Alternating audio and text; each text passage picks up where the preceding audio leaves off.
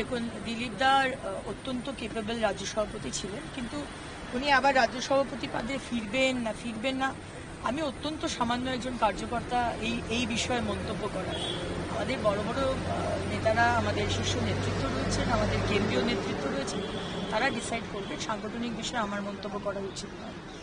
এবং কাঠিবাজি করা হয়েছে না কি করা হয়েছে এটা আমি এটা বিশ্বাস করি না, কারণ প্রত্যেকটি জিনিস সার্ভে রিপোর্টের ওপর বেস করে করা হয়েছে।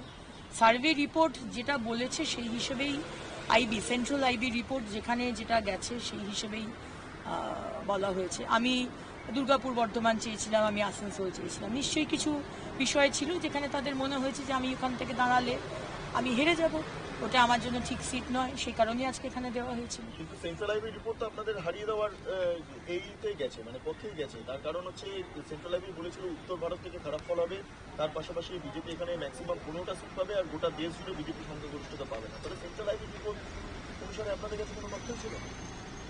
দেখুন, সেন্ট্রাল আইবি রিপোর্ট তো আমার কাছে জমা পড়ে না। সেন্ট্রাল আইবি রিপোর্ট মাননীয় প্রধানমন্ত্রী, মাননীয় গৃহমন্ত্রীর কাছে জমা পড়ে, এবং আমি এই উত্তরটা দিচ্ছি এই প্রশ্নে, আপনাদের এই প্রশ্নে, যে দিদিতা যেটা বলেছেন যে কাঠিবাজি হয়েছে।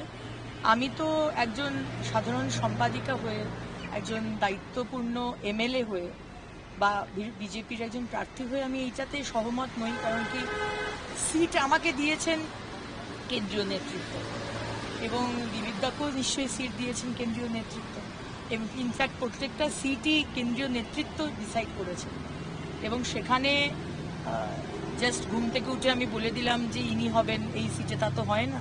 প্রত্যেকটা জিনিসের, এবং আমাদের অত্যন্ত রেজিমেন্টেড পার্টি, আপনি দেখেছেন বহু মাস ধরে আমাদের প্রতিটা সিট নিয়ে কাজ, প্রতিটা সিট নিয়ে বৈঠক হয়েছে, এবং সেটা নিয়ে নিশ্চয়ই কিছু অ্যানালিসিস হয়েছিল, যে কারণে আজকে আমাকে ওইদিকে পাঠানো হয়েছিল।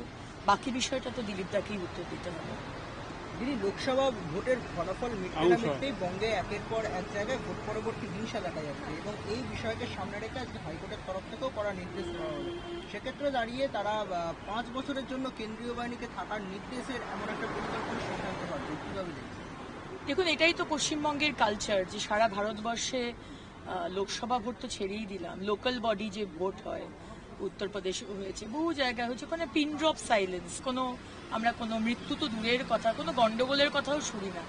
কিন্তু আজকে পঞ্চায়েত ভোট বলুন, আমাদের বিধানসভা ভোট বলুন, কর্পোরেশন ভোট বলুন, প্রতিটা জায়গায়, এবং লোকসভা ভোটেও আমরা দেখতে পাচ্ছি সেই 2021-এর রেপিটেশন হচ্ছে, সেই এক জিনিস। এবং আমি পশ্চিম মেদিনীপুর নিয়ে বলছি, আমার লোকসভা নিয়ে বাড়ি বাড়ি প্রচুর কার্যকর্তা ঘর ছাড়া, তারা আমাদের জেলা অফিসে এসে রয়েছে। মহিলাদের বাড়িতে শ্লীলতাহানি করা হয়েছে, বাড়ি ঘরদোর পুড়িয়ে দেওয়া হয়েছে।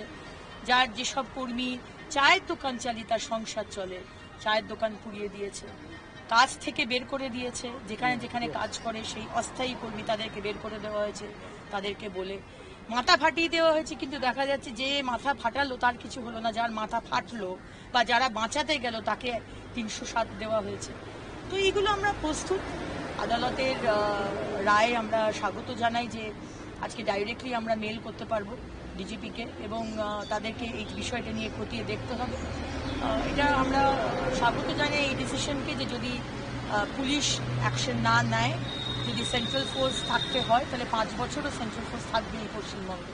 কারণ আজকে মানে বিরোধী রয়েছি বলে, বিজেপি করছি বলে আর হেরেছি বলে, মমতা ব্যানার্জি আপনি আমার মাথা কিনে নেননি, নাই আমার শিরদাঁড়াটা কিনেছেন, নাই আমার কার্যকর্তার প্রাণ কিনেছেন।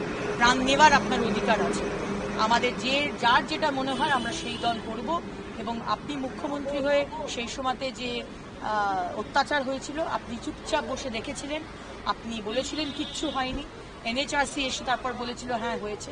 এবারও ঠিক একই জিনিস আমরা দেখছি, সেই অত্যাচার হচ্ছে, এবং আপনি এখনো চুপ করে বসে আছেন।